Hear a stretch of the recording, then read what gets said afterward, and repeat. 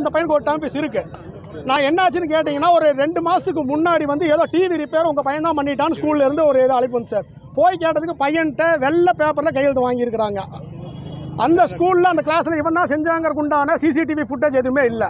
நாங்கள் இவன் தான் செஞ்சான்னு சொல்லும்போது நாங்கள் போய் கேட்குறோம், சார் ஏன் சார் எங்கள் பையன் தான் செஞ்சான்னு என்ன ஆதாரம் அப்படின்னு கேட்டால், அது நாங்கள் சொல்கிறது தான், நீங்கள் வந்து உங்கள் பையன் வந்து எழுதி கொடுத்துட்டாரு, உங்கள் பையன் கையெழுத்து போட்டான்னு சொல்லி டிசியில் நான் ஏதோ கை வச்சிருவேன், நீங்கள் எங்களுக்கு டிவி வாங்கி கொடுங்க அப்படின்னு சொல்லி உங்களுக்கு கையெழுத்து வாங்கிட்டாங்க.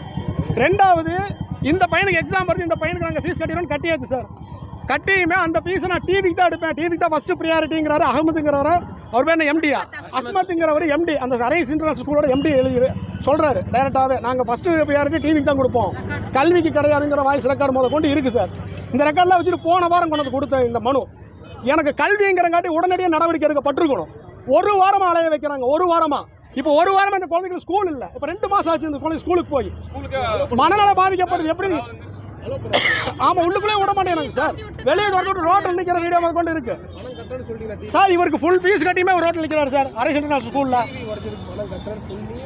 சார். அவர் உடச்சாரா இல்லையா எங்களுக்கு தெரியாது. ஆனாலும் ஃபுட்டேஜ் நாங்கள் கேட்டோம், இந்த மாதிரி ஏதாவது ஃபுட்டேஜ் கொடுங்கன்னு இவர் போய் கேட்குறாரு. கேட்கும்போது ஃபுட்டேஜும் தர முடியாது, உங்கள் பையன் ஒத்துக்கிட்டா நீங்களும் கையெழுத்து போடுங்க, இல்லைன்னா டிசியில் கை வைப்போங்கிறாரு. இவங்க அதுக்கு பயந்துட்டு கையெழுத்து போட்டு கொடுத்தாச்சு. கொஞ்சம் கொஞ்சமாக தரோங்கிற மாதம் சார். இல்லாதப்பட்ட எப்படி சார் கையெழுத்து எடுத்து கொடுப்பான்? இவன் கட்ட 15,500 ஃபீஸை தங்கத்தை விற்று தான் கட்டியிருக்காங்க.